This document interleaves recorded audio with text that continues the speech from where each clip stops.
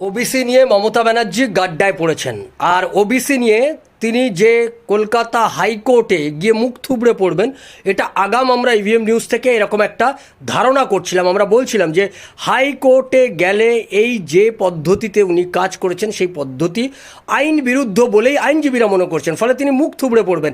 এটা আমরা বারবার বলছিলাম যে বিজ্ঞপ্তি জারি হওয়ার সঙ্গে সঙ্গে মামলা হবে এবং কলকাতা হাইকোর্ট তাতে স্টে অর্ডার দেবে, সেটাই হয়েছে।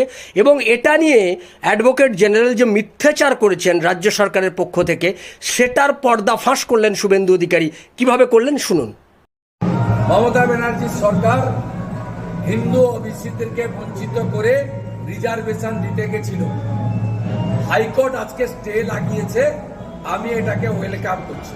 এবং আমার যে এই উদ্দেশ্য বলা, আজকে কোর্ট যখন হিয়ারিং হয়, ফাইনাল হিয়ারিং ইন্টারিম অর্ডারের, তখন এজি মাননীয় কিশোর দত্ত হাউসে কোর্টে বলেছেন সকলের সামনে যে বিরোধী দল যখন বিধানসভায় মুখ্যমন্ত্রী ওবিসি কমিশনের রিপোর্ট পেশ করেছেন, আলোচনাতে কোনো আপত্তি করেন।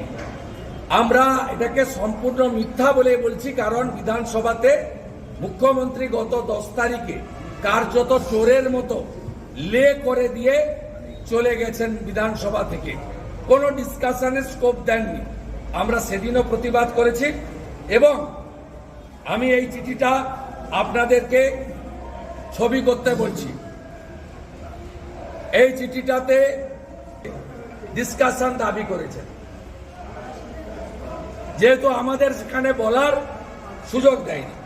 আর মুখ্যমন্ত্রী যে লে করেছেন, ডিসকাশন হয়নি, এটা হচ্ছে বিধানসভার প্রসিডিংসও আমি তুলে নিয়েছিলাম। কিশোর দত্ত যে কাজটি করেছেন আজকে কোর্টে, আমি আমার লয়ারকে ভোকালতনামা দিয়ে কলকাতা থেকে বেরিয়েছি।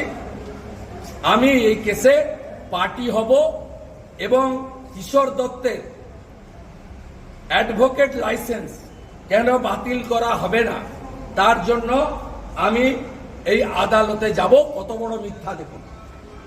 This is the proceedings of the assembly, 10 June 2025। আর এটা হচ্ছে 319-এ আমার লেটার। এরা এত মিথ্যা কথা বলে, সংবিধানের বড় পিলার জুডিশিয়ারিতেও অন ক্যামেরা সমস্ত পক্ষের আইনজীবীদের সামনে মিথ্যা কথা বলে।